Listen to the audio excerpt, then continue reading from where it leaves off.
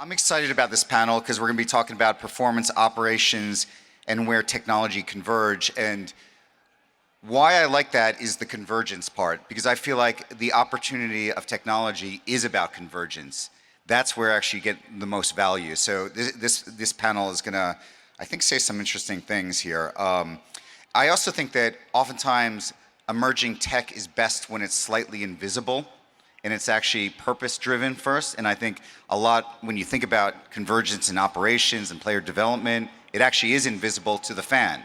It's not about this like flashy moment or something to do. It actually drives real value. So I think in CES you hear a lot of like flashy stuff that doesn't really be meaningful long-term. So I think we're going to talk about some interesting stuff. So the first question, I'm gonna do this as a lightning round right off the bat because this CES, there's a lot of talk about robots. I know, see, I'm gonna already zigzag here. A lot of real physical robots. So I'm gonna start with you, Michael. What do you think? Robot sport leagues? Are we gonna see like, robot football at Allegiant Stadium? Is this gonna be like, a future here where we're gonna like be passionate about like different robots and we're gonna be following it the way we follow humans? What do you think? Well, I wouldn't say we'd have robots in the stadium starting next year. It's not on our long-term roadmap, but yeah, I can't see why robots wouldn't show up in our stadium at some point. Practically, we could probably use robotics in how we serve our guests and how we serve some of our fans that are coming to the stadium, but no plans to have football robots on the field anytime soon at the stadium. Jozy, what do you think? Robots, like as a former player, does that piss you off, or what do you feel? Yeah, I don't think people want to see that. I don't know if any of you want to see robots going at it, but maybe it might be good for betting. I don't know. I don't see how that would be as appealing, but you never say never, right? If there's anything I'm not we know, betting on a robot. I'm telling you that much. That shit's gonna be, if you think fixed, I don't know about that. Okay, let's go a little more serious. Don, I know you emphasize a lot around like AI transforming, customer experiences, consumer experiences. What do you think about, like, what's a good example where you think this technology is creating new possibilities for teams and fans? Like, where do you see this emerging tech, AI, 5G, that is truly changing the customer experience in fandom? I think the best example that I've seen is Intuit Dome. I think what Ballmer and team have done there, excuse my voice, has been phenomenal. From a fan experience, stadium operations perspective, I think they've done some pretty unique things. But the problem is that it's a one-off, right? I think if what we're looking at through our partnerships as well as how we build out blueprints for different industries is how do you take technology and how do you create a scalable model or a blueprint that can help teams, leagues, stadium owners, performance coaches, players, so improve their performance or improve their experience by the use of technology. It's not just specifically AI, but a lot of other things as well. So that's what we're working on, and we're starting with some of our partnerships, both in global football as well as in Formula One and other places, and then building those blueprints, and then hopefully going to scale them more broadly. So in that vein, Michael, when you think about data and technology, you have to make decisions on that. How are you thinking about? How do you think about it as a vanity play versus efficacy, especially in terms of data and what you could do with it, how you're making decisions? Yeah, I mean, I think from my standpoint, sitting as a CFO hat, what I'm looking at is we just don't want data, we don't want dashboards, we don't want things just for the sake of having it. Is it data? Is it information that is actually actionable? Is it something that we can hopefully at some point act on real time? You have a dispute, you have something that's going on at the stadium, I find out through data what's happening, and I can immediately respond to what the problem that you're having and address that issue. But I harp on my team so much about don't just keep giving me dashboards, don't just keep giving me data, give me something that is actually actionable for our operation. And what we've tried to do in order to get that is to integrate all of our systems. So I want, our security, talking to our food and beverage operations, talking to our housekeeping operations, the typical kind of nuts and bolts of what it takes to operate a stadium, so that when you're in the stadium, it's as frictionless as possible when you're there. It's you're there to watch an event and to have a good time when you're there. So as frictionless as I can make it, as easy as I can make it for you to get into the stadium, and then once you're in the stadium, navigate the stadium, not stand in lines, whether it be for the bathroom, whether it be for food and beverage, whether it be for merchandise. I want to make that process as easy as possible and use data to help me to do that. Where does that go, though? Because, I'm going to take an out-of-sports analogy, a global entry. They got it to the point where you don't even have to like stand in front of a person, a machine. You just like walk through in some airports. So is there a point where the humans are actually creating the friction? Like, what's the end point of that from an experience standpoint, where whether it's the decision making, the automating, like where does it go? It's a great question. Are the humans the problem? I wouldn't say the humans are the problem. There's always this personal touch that you want to make with a guest, because I think those are the memorable moments that happen. But our question is, can we make it easier for that human to interact and spend more time with you versus fumbling around with a machine? And don't get me wrong, in some places we do have touchless, F&B, where you can go and you can, pick up your items, check out, similar to what you talked about in Intuit Dome. And we're taking some of the good things with that. But I don't think we'll ever lose the full human touch of what people are getting in our stadium, because I think that's important, that we're interacting with the guest and hearing from them what they care about. Got it. So you're pro-human. Abe. Yeah. We're all pro-human. Yeah. Okay. We're all pro-human here. Just want to clear that out. Okay. Abe, you're pro-human, right? Correct. Okay. What do you think? Robots, sport leagues? Not in the next They 10 already years. exist. Not in the next 10 years. Okay. You've never seen BattleBots before? Yeah, Yeah, they I have love them. I think BattleBots. maybe That's a true. variation of. Have you seen that video of existing the robots in China playing football? It's hilarious. They all fell on each other. They look like 3-year-olds playing soccer. It's pretty funny. Okay, so let's talk about humans, player development, because I know that's a big thing for U.S. soccer. How are you thinking about talent identification and sort of leveling the playing field on identifying talent from someone from New York to Buffalo to Arkansas? How is technology playing a role in that? Yeah, I think what I'm really excited about there is obviously giving information and resources and tools to everybody so that they can get better, they can train on their own. That's part of it, right? And then getting the signal from everybody and making sure we don't lose anybody because it's too expensive, they can't get to the right facilities, there isn't a club in their area that can develop them. So I think the only way we can solve that problem in a country this big is using technology to do both of those things, right? So we need a way to distribute that, and with everybody with a device in their hand that can record video, and you can use AI to train models to give feedback that's appropriate at the right age and stage of development. It could be a massive game changer. Any for us. downside on that? Yeah, I think the downside of that is if you take that along its path, you might create a bunch of robots, right? You could say we're going to train every kid, right? Back to robots. Like human robots, right? You don't want that, right? You need to build into the model to not everybody's going to be the same in a club, and you want to learn from what's working in clubs that are doing a good job. So Jozy in New Jersey or Jozy in Florida or the next player in Arkansas, maybe there's something we can learn. We don't want to force everybody to be exactly the same. We want to be able to learn, but the data tells us that too, right? So if you get enough data and you get enough inputs and then you see the outcomes, then I think you can make sure you avoid human robots. So Jozy, But there's a lot of good, right? There's a lot of good that it can do, right? So we're a sponsor of SDFC, the newest MLS franchise, made it to the semifinals in their first year. Congrats. And part of that, we leaned into the Right to Dream Academy, right, which is the Mansour family's, solution, right, to providing more accessibility for young players all over the world. And within the Right to Dream Academy, we are actually inserting technology and STEM and things into their curriculum, because they all live there and go to school there as well as train there with the team, so that they become better humans and can develop themselves as people as well as players. So I think that angle, there's not a lot of downside to that. Well, yeah, let me right? ask Jozy this, because you're a human, right? At times. Okay, at times. So thinking back to your early career,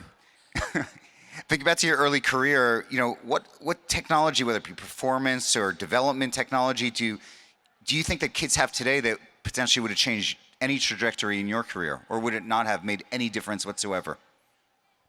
I think for sure it would have made a difference. I think when you look at how we're able to, analyze like load management in players based on like their biology, I think is really interesting. So like, down where I am in South Florida, there's a soccer club down there that is now testing players' hydration levels before games. Talking 10, 11-year-old kids, right? And it may sound extreme, and quite frankly, it may be extreme, but Is the answer just drink more water? yeah, and make sure you're retaining that water. But, the point being, like, at this early age, we're already tracking how kids are hydrating themselves, where they're sleeping. We're able to track different growth spurts and different times where their bodies are going to change and what they need to be doing to counteract that. So I think having that now being a big part of youth sports is something, a guy like me definitely could have used in terms of, mapping out how I take care of myself and make myself more durable. Isn't it funny? I saw, I got one of those Instagram clips that showed like, track and field runner, the difference from like, 1900 till now, and, shoe development and nutrition. And like the difference was like 1 second. That's a lot. It's a lot in sports. Okay. These guys Every will tell inch you, matters. It's a game 1 of second inches. can be the difference between a championship and going home. Split second reaction time. If every athlete, if you could tell them right now, hey, I can make you 1 second better, every athlete's taking that. So. Absolutely. That's absolutely right. So you're also now a part owner of the Buffalo Bills. Let's go Buffalo, and the Rams and the Raiders. Thank you. Has your view changed of, the data around players? It's one thing as player development, but there's another view of it from an owner standpoint of, it's protecting assets. You invest a lot in these players. Any difference in how you think about data and the sharing of data with ownership and other people? Yeah, big time. Because as an athlete, what was in my head was, using data for production and longevity, right? How can I make sure I'm available, to be able to hit certain milestones, do different things? As an owner, it's like, these are assets now, right? So having your best players on the field is the difference between, winning games and losing games, as opposed to trying to kind of squeak out, every ounce of physical attribute that they have. I think from an ownership perspective, it has to be making sure that they're available more so as many times as they can be. Abe, do you think there's any over-dating kids these days? Like too much data for kids? For me, it's about how we use the data, right? There's some professional sports teams, right, that have the access to everything. They have all this data, and they're still not quite able to figure things out, right? So that tells you that, having more data and spending on more data, if you don't know how to read and analyze that data, isn't necessarily always the best way forward. So with the kids, I hope that we're able to use these, and we were talking about it before, to empower them off the field and on the field, right? Help place them in different positions if their respective sport doesn't turn out. I think that's another aspect that we don't do well enough as. And so, it's a gift and a curse, but we have to make sure we guide them in the right ways. I think if the kids are too focused on the data too early, and it takes the fun out of the game, and it leads them to either get burnt out and leave the game earlier, that's obviously a negative. So you don't want that to happen. But if you can use it in fun ways, you can gamify it, you can integrate your actual physical skill level with somebody you're playing, and your avatar in a video game. Like, there's cool ways you can use data to motivate and inspire.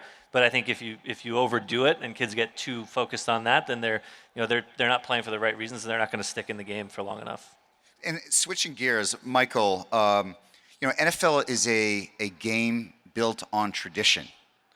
And that tradition has grit and a specific culture, and that translates very specifically to fan experiences, communities.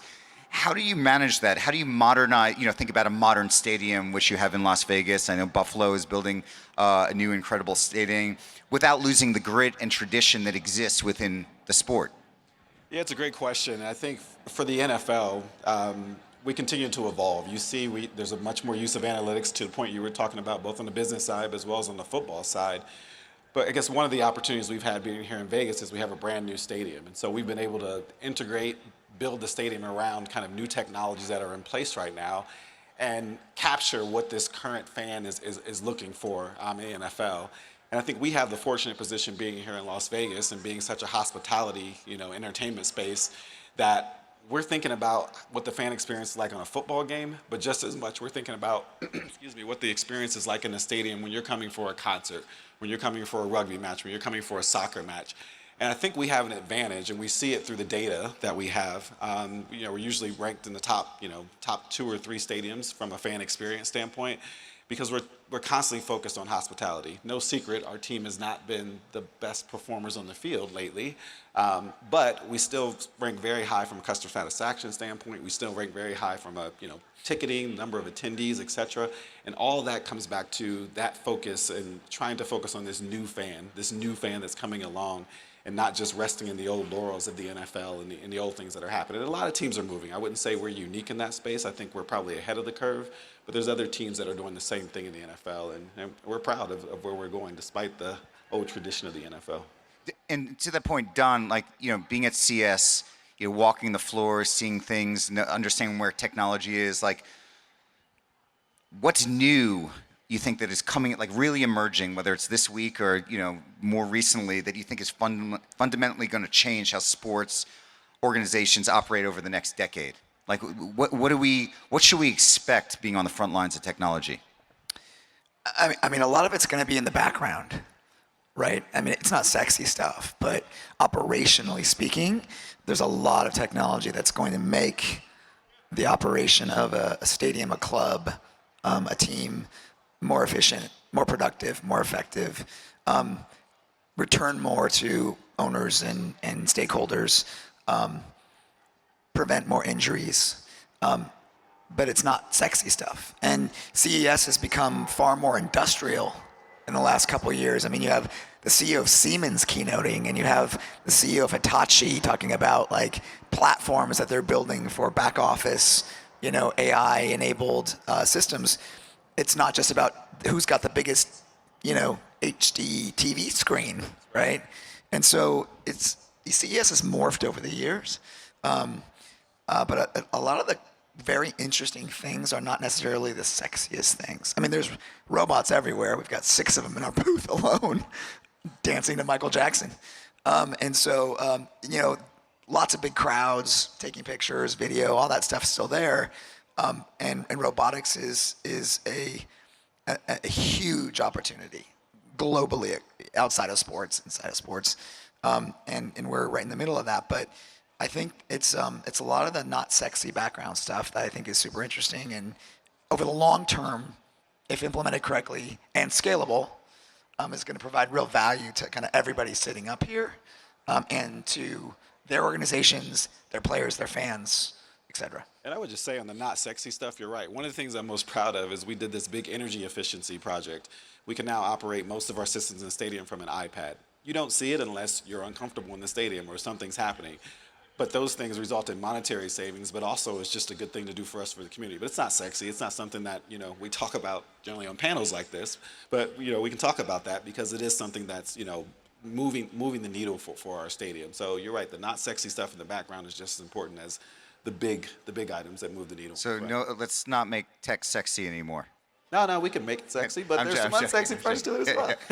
So Abe, on that point, you have a big event coming up in America, the 2026 World Cup. It's going to be exciting. I mean, there's a huge opportunity. Obviously, soccer is a massively growing sport in the U.S. in the last decade, maybe more than the last decade. Being at U.S. Soccer, when it ends, what is the legacy you want U.S. Soccer to have that could last a decade? Sexy or not? Yeah, I think, we think soccer is a platform for a lot of things, right? So we want to win, and we want to win World Cups and have elite players, and that's a very important part of it. But we also think there's a huge social impact mission that we're on. And so growing the game, increasing participation, improving access to more people to play the game longer. And selfishly, that will fuel our long-term commercial value, because if kids are playing, then they're more likely to become a fan of their local professional team. The more professional teams we have at all levels across the country, the better that is. So I think the momentum of the World Cup will help increase awareness, increase fandom, and we think of it as the beginning of the cycle, not the end of the cycle. So we want to be able to capture that momentum and continue the growth into the future. So it's obviously winning is important, and we want to continue to be elite on both the men's and the women's side, but we also want to leave a lasting social impact.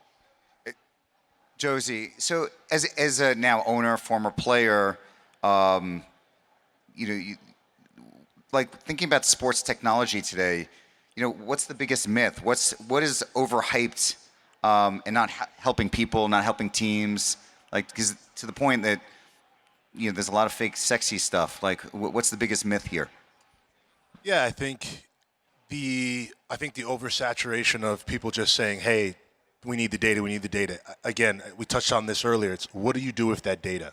At the end of the day, for me, sports and having a winning team or a winning group comes down to leadership, accountability, right, and chemistry, right, and then taking that data and using it in those aspects to make your team more durable, right, more together, and obviously do what you can on the field to produce wins. So this myth to me that we need data, more data. It's the answer. It's only the answer if you know how to decipher it and how it's going to fit your team respectively in what league you're in to have a team that's able to compete, that has that chemistry, has that will to win. Those are the aspects that no amount of data can take in its place. Michael, what do you think? Any overhyped myths about technologies, sports, fandom, experiences? I don't know if I'd say overhyped, but I'd agree with you, Josie. There's just a lot of data. The executive summary is not dead. We still need all that data summarized into something that's very simple and actionable. And I think as your teams, and maybe some of your junior folks, are getting more and more data, it's like, hey, let's just dump that data. Let's just show that data to folks, and that's not the right. It's not the right method to take. We still need to understand what's actionable, what's an actionable part of that. And then the AI evolution, obviously I believe that's going to be a big piece, but there are a lot of not so great technologies that have been presented to me in the AI space. Oh, we can do this, we can do that, and not all AI projects or all AI things that are proposed are equal or are as good. So wading through those kind of things and trying to figure out what's best for your organization, for your club, and what fits best is a challenge that you have to do, because everybody's got this new AI technology. Which one's going to be best for you and your club? And Don, Snapdragon is powering experiences from Man U to Mercedes, Formula One. From a brand perspective, how do you think of these partnerships and how do they help connect high performance innovation to everyday consumer benefits? Well, I mean, the primary reason why we engage with these partnerships is really to connect what we do and what our technology does for people to their passions. So we meet our audience where they are, where they're hanging out, and what they're interested in. And sports happens to be a huge passion point for people, whether it's your favorite team, your favorite club, your favorite player. But we also lean into music and art and gaming and a lot of other things people are passionate about. So primarily it's about telling our story through their passion. And then attaching ourselves and the brand to that passion, which has a lot of goodness attached to it. Some of our partnerships are struggling, or some of our partners are struggling, but the undeniability of the ROI of a partnership like with Manchester United, the biggest sports brand arguably in the world with 1.3 billion fans globally, it doesn't matter if they're winning on the pitch or not, quite frankly, from an ROI perspective. I'm still getting the AVE of 140 Super Bowl ads every season by being the front of shirt partner. So, but then how do we build intrinsic value on top of that to actually further our objectives and our agenda? So that's the way we look at these partnerships. And if I'm going to build Snapdragon to this global consumer brand, rooted in culture, I've got to meet people where they are.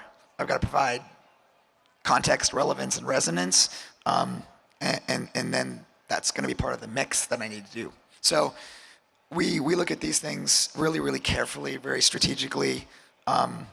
Whether we're trying to drive scale, like Manchester United, whether we're trying to attach our auto business to a sport, like Formula One, et cetera, et cetera. We always look at strategic objectives first, and then we kind of go after that territory. Our relationship with Bryson DeChambeau in golf, he's a huge AI sport technology guy, and so leaning in with him is really, really on brand for us. Those types of things that we think about when we kind of move into this territory. Okay, we got a couple minutes left, so I'm going to go into a lightning round right now. I'm going to say two things, and you tell me which one you think. It'll make sense in a second. Okay, the first one is sports betting. Enhancement or distraction to fandom? Josie? I guess an enhancement. Enhancement. Okay. Abe, what do you think? I'll go distraction. Distraction. Enhancement.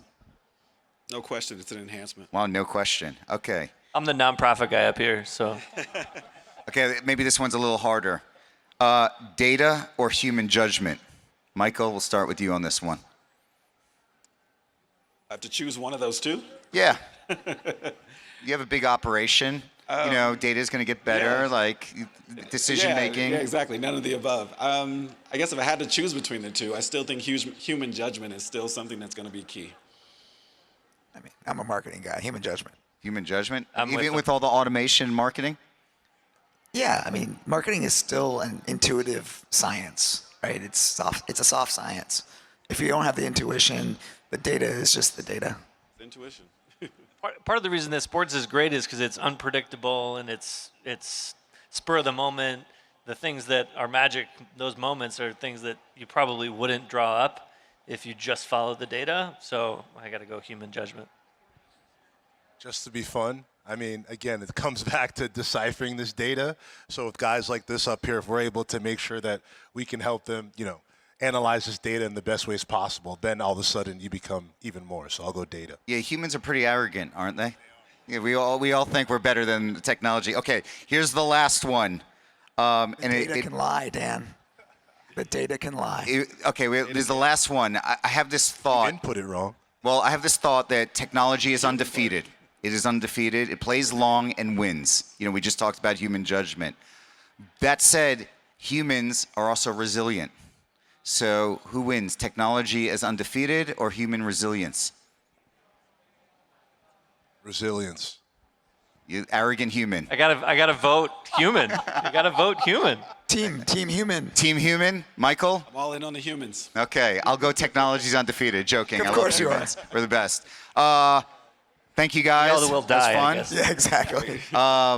I appreciate you guys being here, and let's, technology, operations, and fucking fandom. Let's keep it going. Humans. All the above. Be robots Go next year, humans. right? Oh, robots, yeah. This Robots. panel will be robots. Exactly. Yeah, next year. Thank you.